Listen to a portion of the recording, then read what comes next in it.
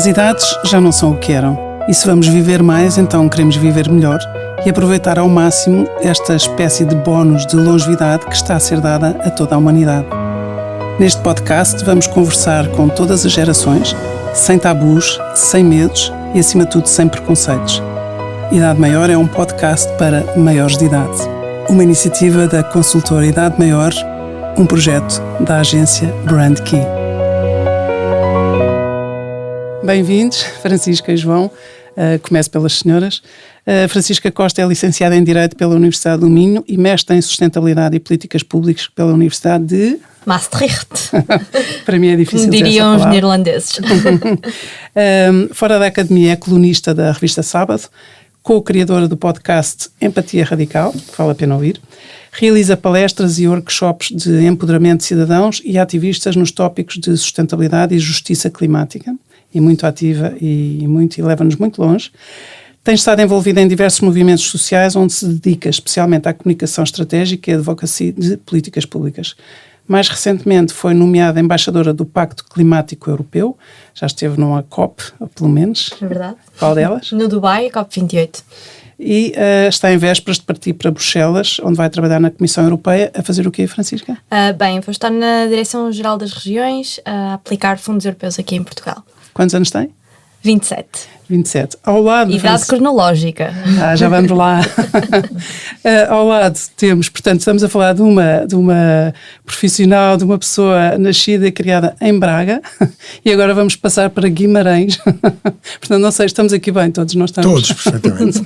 Então, o João Miranda de Sousa é advogado, é o sócio responsável dos escritórios da Garrigues em Portugal. São conhecidos por ser, vou dizer, entre aspas, os tubarões do direito comercial. Não é? Fazem parte desse grande oceanário de grandes referências nesta área do direito comercial e não só. Mas o João é especialista em direito da propriedade industrial e intelectual e exerce a sua atividade tanto em Portugal como em Espanha. É considerado o crânio dos direitos de autor. Espero que não gerar nenhuma antipatia entre pares ao dizer isto, mas é da minha... Vai gerar. É da minha autoria, da minha palavra.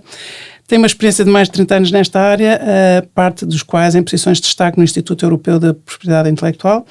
É, como disse, um advogado de referência nesta área dos direitos de autor e conexos e concorrência desleal.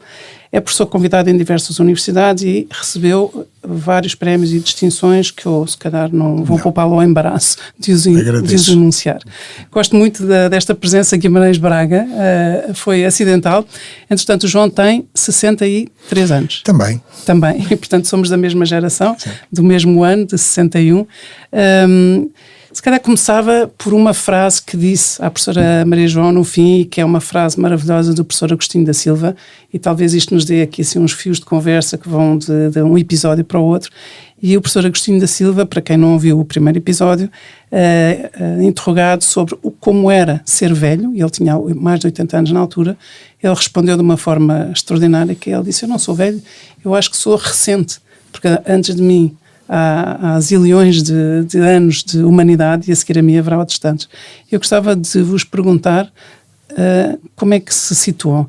A Francisca com a idade que tem, o João com a idade que tem, vamos agora à idade cronológica, biológica, interior, todas as que quisermos. Eu acho que é interessante essa ideia do recente e acho que vai muito depender da idade cronológica que nós temos, porque eu com 27 anos, quando chego a um workshop com pessoas de 60 ou de 50 anos e começo a falar sobre os temas do meu trabalho, de diversidade, equidade e inclusão, de idadismo também, as pessoas olham para mim e acham-me uma miúda, e o que é que esta miúda tem para acrescentar aqui, ou o que é que ela me vai ensinar. E como é que faz para quebrar logo essa barreira? Primeiro digo que já tenho 10 anos de experiência de dar workshops e as pessoas ficam logo, como é que isto é possível? De facto comecei muito nova, mas isso acaba por dar alguma credibilidade, e acho que é interessante pensar que, por um lado, as pessoas mais velhas parece que perdem valor por já serem demasiado velhas, mas ao mesmo tempo as pessoas demasiado novas também ainda não têm experiência suficiente, ainda não têm estaleca suficiente. Por isso eu acho que sempre que esta questão da idade é relativa, e por mais que eu esteja nos meus anos 20 e ainda numa idade fantástica para viver, e acho que tenho muito para viver pela frente ainda, A nível profissional sinto-me assim, às vezes um bocadinho desvalorizada, precisamente pela minha idade. Então aí estamos no idadismo que se aplica também às idades mais novas. Exatamente. O que é terrível. Então, dando aqui um salto de áreas, João, a criatividade, os direitos de autor têm idade? Não. E não têm caducidade? Não tem idade nem tem caducidade. E penso que aí não há idadismo nenhum. Aliás, os factos demonstram que é assim. Foram aqui citados na entrevista que fez anteriormente nomes de pessoas, de criadores, não é?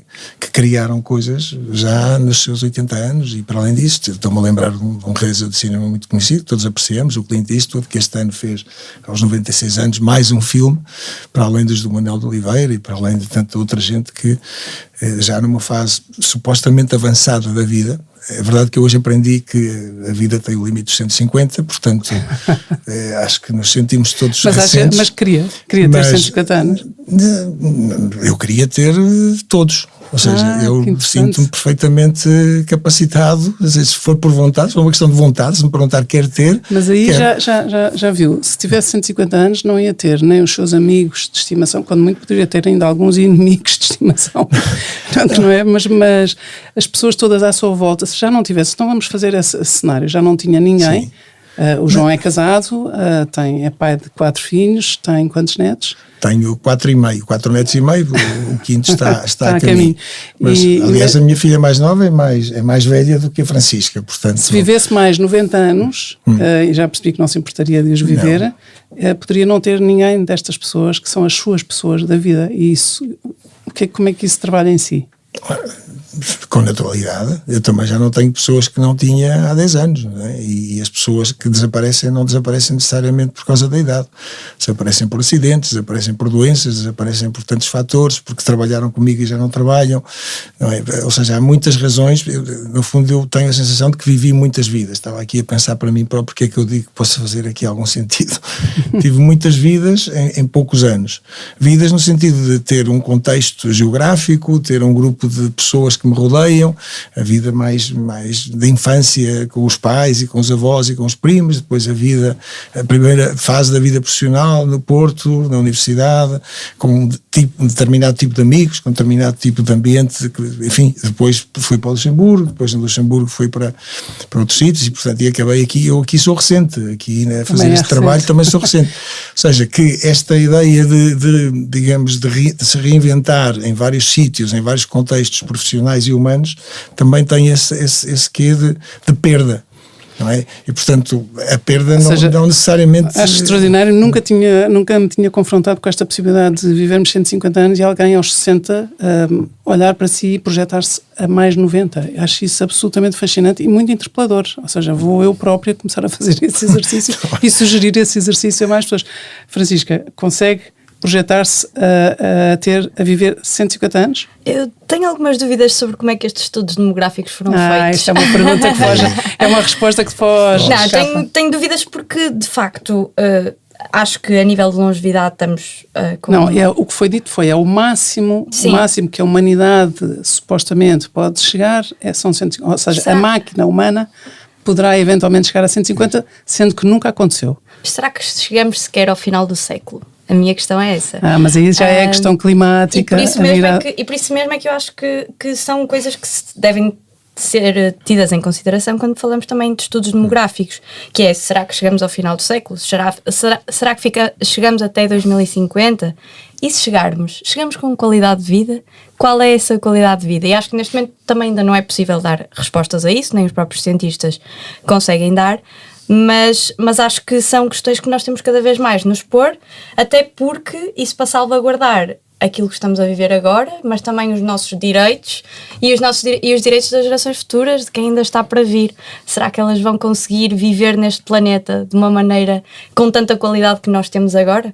E acho que isso é importante se questionar, independentemente se chegamos aos 150 ou se chegamos aos 100. Então, vamos descartar os 150 porque de facto é uma realidade, não há evidência científica de que poderemos lá chegar, mas poderemos chegar aos 110 e se calhar as gerações a partir de agora vão viver naturalmente mais de 100 anos, isso já está também estudado. Mas eu acho que a Francisca puxou aí houve ali um gatilho que faz pensar no que é que as gerações mais velhas estão a preparar em termos de qualidade de vida para as gerações mais novas, que é no fundo inverter aqui esta questão, ou seja, não estamos só a pensar como é que se vai viver bem até ao fim numa vida mais, que pode ser mais longa, estamos a pensar como é que vamos permitir que estas gerações mais novas vivam também uma vida mais longa, com mais qualidade. Tem uma coisa a dizer? Tenho uma coisa a dizer, é que de facto esta manhã li uma notícia que me chamou a atenção e que tem a ver com aquilo que estamos aqui a falar. Aqui um professor de Direito que conhecemos, a Francisca conhece, que é o professor Jorge Botelho Muniz, um especialista em Direito Europeu, que escreveu um artigo aqui há uns dias que se chama A Nova Ordem Octogenária. E o que é que o artigo diz? Diz que metade da população mundial é governada por políticos que têm mais de 80 anos ou que vão terminar o mandato acima dos 80. E dá vários exemplos, é estatística pura, não é? Nem precisamos de os enunciar. Nem precisamos de os enunciar. Vamos passar isso. Mas, e também, se olharmos para... Mas também temos o Papa. É isso, e temos o imã que morreu agora. Ou seja, vou ligar isto àquilo que a Francisca disse. De facto, são as pessoas mais velhas, não digo pessoas velhas, mas são as pessoas mais velhas que estão de alguma forma a pensar e a dirigir o mundo, enfim, no qual viverão as pessoas mais novas.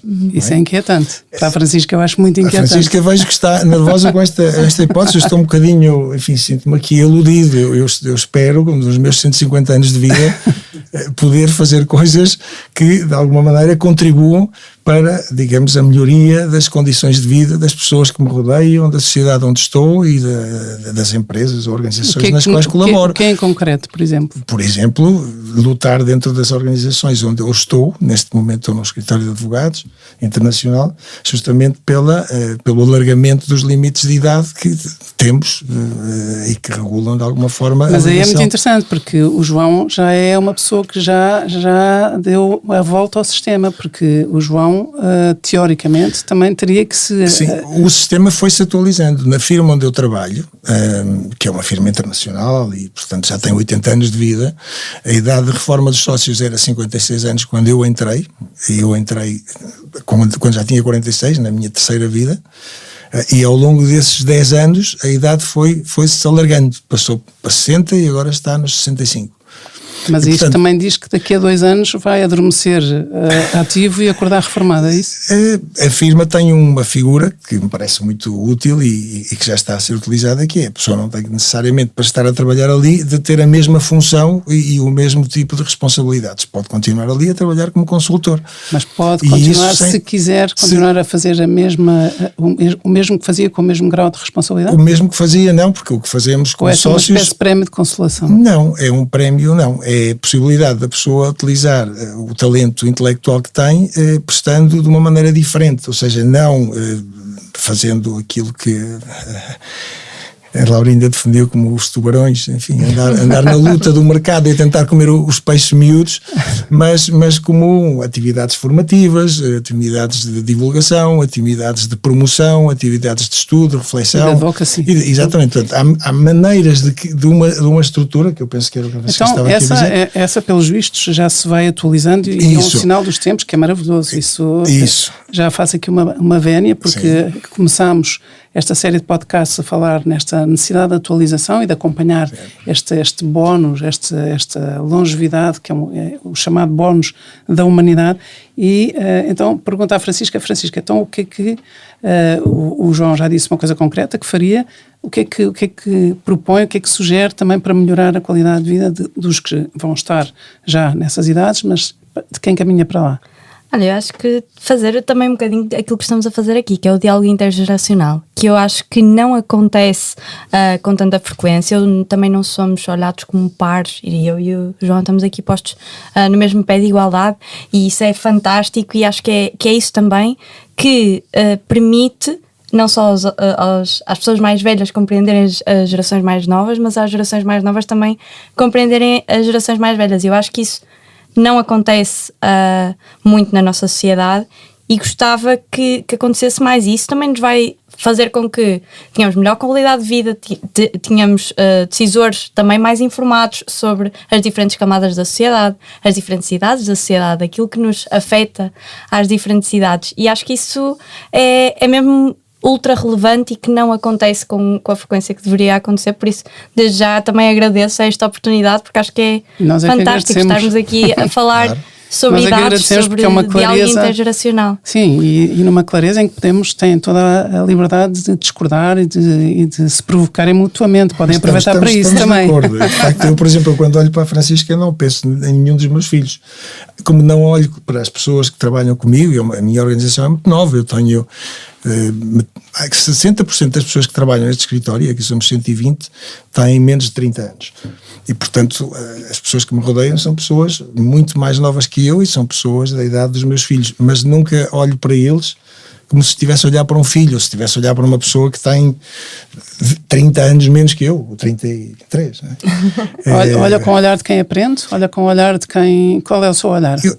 Não sei, eu olho para a Francisca agora em concreto, que está aqui à minha frente, como uma pessoa que sabe muitíssimo de sustentabilidade, que tem ideias extraordinariamente válidas e úteis e que de certeza tem muito mais para dar. E tem a coerência de expor em prática. Portanto, é assim que eu olho para ela, não estou aqui a catalogá-la a perceber a idade cronológica ou a idade biológica. Eu devo dizer que acabaram de se conhecer, portanto, sim, literalmente. Portanto, aquilo que eu vejo é uma pessoa que sabe de uma área que eu sei. João, mas aí está a ver, aí se calhar voltamos à raiz da sua área de expertise, que tem a ver com propriedade intelectual, criatividade, direitos de autor. E isso, de facto, começámos por aí, não há idade para isso, não é? Não há idade, o idadismo não se aplica aí. Não, ao contrário, esta questão da idade tem um impacto jurídico muito interessante nos direitos de autor. Então, o direito de autor, de qualquer obra, desde uma música a um filme, tem uma vida útil de 70 anos depois da morte do autor. Portanto, quanto mais velhos forem os autores, maior é o rendimento e mais dura o monopólio. Portanto, mas eram 50 anos, não era? Era, mas isto vai aumentando, lá está. Está a ver? Ou seja, quando nós dizemos o mundo não está preparado, vai-se preparando.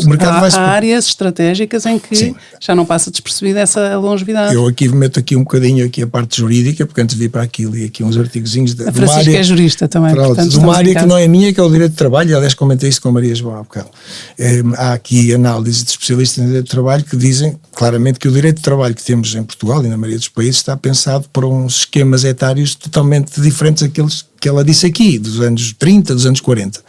Nomeadamente, ela fez aqui aquele... Estamos a falar do episódio anterior. Do episódio anterior. Do primeiro episódio. Portanto, não estou a contextualizar, as pessoas Sim. Suponho que ouviram esse episódio antes de ouvir esta conversa. Pronto, o que eu queria dizer é, na lei portuguesa existe um limite de 70 anos para os funcionários públicos, que foi aqui indicado, mas existe um limite que é menos compreensível, que é nas relações privadas, portanto, os trabalhadores de uma empresa normal, não é? Não funcionários, trabalhadores normais, têm uma idade, portanto, os 70 anos digamos, é o limite para que a empresa tenha o direito de despedir o trabalhador se ele quiser continuar a trabalhar. Digamos, a lei dá à empresa o direito de cada 6 meses, depois dos 70, de despedir sem justa causa o trabalhador em causa. Somente, pronto, isto é uma barreira normativa, justamente são essas barreiras que temos por exemplo, que eliminar. A não inclusão de formação obrigatória que as empresas devem dar a partir dos 40 ou 45 anos, não é? Para justamente fazer atualizações de conhecimentos dos trabalhadores que os permitam justamente, digamos... Isto é uma boa pista. Porque nós cidadãos, nós seres humanos individuais e também na nossa esfera cívica, de influência cívica, podemos também começar a movimentar-nos, não é? E a exigir, e a mostrar, e a lutar por isso. Francisca, eu gostava de te ouvir, ou de ouvir, que às vezes trato por tu, porque nós já trabalhámos juntas, e foi um grande, grande privilégio, e deixo aqui isto dito, é um disclaimer, mas gostava de ouvir provocar o João Miranda de Sousa naquilo que lhe é mais caro, que são as alterações climáticas e que é aquilo que estas gerações estão a fazer e que não acautelam o futuro, nem sequer o presente das gerações mais novas. Eu acho que é interessante que eu no outro dia estava a ter um workshop com pessoas mais velhas, todas elas mais velhas do que eu, e que diziam que aquilo que nós temos que fazer é educar as gerações mais novas e educar as crianças que agora estão na escola, na universidade. E eu achei interessante e disse logo nessa intervenção que não só as gerações mais novas têm que ser educadas, mas também as mais velhas. Então, se entrarmos nesta lógica da longevidade, dos anos que ainda vamos estar cá, quer dizer que todos estes anos que ainda vamos estar cá também vamos ter que aprender como é que vamos lidar com o planeta e como é que vamos alterar também os nossos próprios hábitos de consumo, de mobilidade, etc., para lidar com este planeta que foi entregue à minha geração, já praticamente destruído, e que nós agora vamos ter que correr atrás do prejuízo. Mas temos todos, não sou só eu por ser mais nova, nem as gerações que ainda vêm a seguir a mim por serem ainda mais novas e já estarem a ser educadas com esta consciência, e com esta consciência também ambiental e climática, mas também as gerações mais velhas, precisamente por o tempo que ainda cá têm, ou seja, não estão assim de saída, não é? Exatamente, portanto, exatamente. Tem que aproveitar o tempo para... Se vão estar também esses anos todos cá, também vão ter que utilizar esse tempo para nos ajudar na luta. Vamos aqui, eu tenho aqui um quadro que a professora Maria João Valente Rosa, que foi quem inaugurou esta série de podcasts, fez da idade cronológica versus a idade prospectiva. E se me disserem a vossa idade, eu posso vos dizer qual é a vossa idade prospectiva, querem? Então, Francisca, quantos anos? Tenho 27. 27, portanto, a Francisca, sendo mulher, tem 57 anos, ponto 14 de idade prospectiva. Isto é o mínimo. É o mínimo. E, claro, não havendo uma doença fatal ou não havendo um acidente. Se fosse um homem com 27 anos, teria 52,03. Há aqui 5 anos de diferença. É impressionante. Deixe-me só intervir, que é uma coisa para a qual não encontro explicação. Mas alguém... João, mas o João tudo indica que vai chegar mesmo aos 120, a diferença digamos de tempo, de idade perspectiva de homens para mulheres é um João, tratamento. mas as mulheres não podem ter tudo o que é às vezes mais difícil. É uma vantagem sem dúvida merecida e de certeza que é um bónus, não é? Pois, com tanta chatice já viu. Para terem uns anos mais... Não, voltando à diferença de géneros no envelhecimento, as mulheres são muito penalizadas, muito mais do que os homens, é brutal. Então, indo à sua idade, que é a minha, a sua idade perspectiva, quero saber quantos anos de vida tem, como mínimo, nestes novos estudos. Tem 19,52, João. Não chega a 2 décadas. Portanto, mal, comparado com os 90 anos que esperaria. Pois, é frustrante. Enfim, saio daqui um bocadinho triste. Mas sabe quanto é que eu tenho? Tendo nós a mesma idade, o João tem 19,52, eu tenho 22,88. Lá está. De certeza mereceu, é um bónus. Porque eu, de facto, esgotei, enfim... Não. Mas, voltando aqui às questões, eu gostava muito de vos ouvir também sobre a vossa experiência de vida e o que é que o João tem aprendido com os mais novos, o que é que os mais novos, o que é que ainda por cima a Francisca ensina imenso, os mais velhos, mas o que é que a Francisca aprende, ou quais são as pessoas que a inspiram, sendo mais velhas, ou então esquecemos as idades, mas já que estamos aqui neste pequenino confronto de gerações, já agora também gostávamos de ver como é que a Francisca olha para nós e também como é que nós continuamos a olhar. O João já disse, eu também tenho muitos alunos e, portanto, aprendi imenso, e de facto há aquela grande máxima que é não envelhecemos enquanto tivermos muitos jovens à nossa volta. Mas gostava, Francisca. Bem, eu ter trabalhado com a Laurinda e também com outras pessoas. Não, mas é verdade. E com outras pessoas de outras gerações diferentes da minha, e é engraçado que a nossa equipa acabava por ter gerações muito, muito diferentes umas das outras, fazia com que também fizéssemos uma equipa muito complementar nesse sentido, que é a minha perspectiva de inovação, de ideias, de aguerrida, e ao mesmo tempo a perspectiva da Laurinda, a perspectiva das outras pessoas que trabalhavam connosco, acabavam sempre por se complementar, até por a calma, a capacidade de olhar para o outro. Eu acho que isso aprendo muito com as pessoas mais velhas. Com os seus pais? Com os meus pais, com as pessoas, os seus avós, com os meus avós também, e com as pessoas que vou trabalhando a nível profissional, que é como cuidar do outro, como olhar para o outro, porque acho que há uma sensibilidade diferente quanto mais velhos ficamos, e quantas mais pessoas também vão passando pela nossa vida também. E este fast living, fast moving, quando se olha para a frente, percebe-se que pode haver um desacelerar. Sim. E acho que é um bocadinho isso que eu vou aprendendo com as pessoas. Mas, por mais exemplo, velhas. Quando é que olha para... Quem é que acha que é... Se pudermos dizer assim, quem é que é velho? A partir dos quantos anos? Pode dizer sem problema. Bem, Eu diria a partir dos 60, desculpem, Sim, mas sim, é que os sim. meus pais estão a entrar nessa idade, então eu começo a olhar para eles, pronto, bem, já não têm a capacidade de viajar comigo com o ritmo que nós viajávamos antes, e não há problema nenhum nisso, agora estão ao ritmo deles, e eu estou ao meu ritmo, e daqui a uns anos vou ter menos ritmo também. E isto não quer dizer obrigatoriamente que seja uma coisa má. E não sei, não sei se isso é assim com todas as pessoas, mas vamos ouvir o João. Eu tenho uma opinião radicalmente diferente. Eu ainda corri a São Silvestre este ano com os meus filhos, demorei 2 horas mais, mas ainda acabei e estava inteiro. E tento... Mas então, para si, quando é que se é velho? Ou Para a partir mim, de quando? eu penso que não há uma idade, não é uma questão de idade. Mas não seja politicamente correto. Não sou. Diga como eu não fui. Espetacular. Direto. Eu venho de famílias cujos avós e pais trabalharam até morrer, literalmente. E, portanto, nunca tive a sensação de estar rodeado. E não morreram cedo. E não morreram cedo.